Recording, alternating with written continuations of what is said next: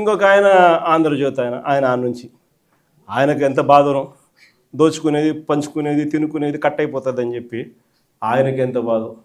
వైఎస్ఆర్సీపీ శ్రేణులందరి మీద అన్యాయమైన మాటలు, దుర్మార్గమైన మాటలు మాట్లాడతారు. అసలు నిజం చెప్పాలంటే నేను ఇదే రాధాకృష్ణకి చెప్తా ఉండా, నువ్వు అన్న మాటలు రేపొద్దున మా ప్రభుత్వం వచ్చినాక నిన్ను తిప్పని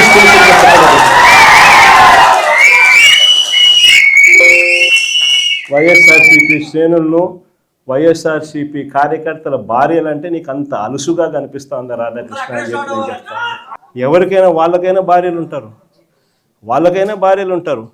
వారి భార్యలను ఉద్దేశించి మనలో ఎవరైనా కానీ మనమైనా కూడా అలా మాట్లాడితే వాళ్ళకి నచ్చుతుందా? ఎవరికి నచ్చదు. నచ్చినప్పుడు అలాంటి మాటలు మాట్లాడేదానికి కనీసం అలాంటి మాటలు మాట్లాడినప్పుడు తప్పు అని చెప్పి కనీసం ఈ నాయకులన్నా చెప్పాలి కదా. ఈ చంద్రబాబు నాయుడు చెప్పడు, ఈ లోకేష్ చెప్పడు, ఇలా దత్తపుత్రుడు చెప్పడు. ఎంత సిగ్గు లేకోకుండా ఆ రాధాకృష్ణ తప్పుడు మాట్లాడితే ఆ తప్పుడు మాటలకు సమర్థిస్తారు వీళ్ళంతా.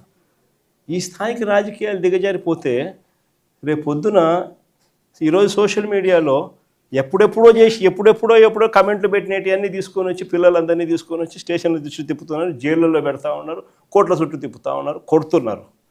ఇదే రేపొద్దున ఆంధ్రజ్యోతి రాధాకృష్ణ కూడా రేపొద్దున ఇదే జరుగుతుందని ఖచ్చితంగా చెప్తాము.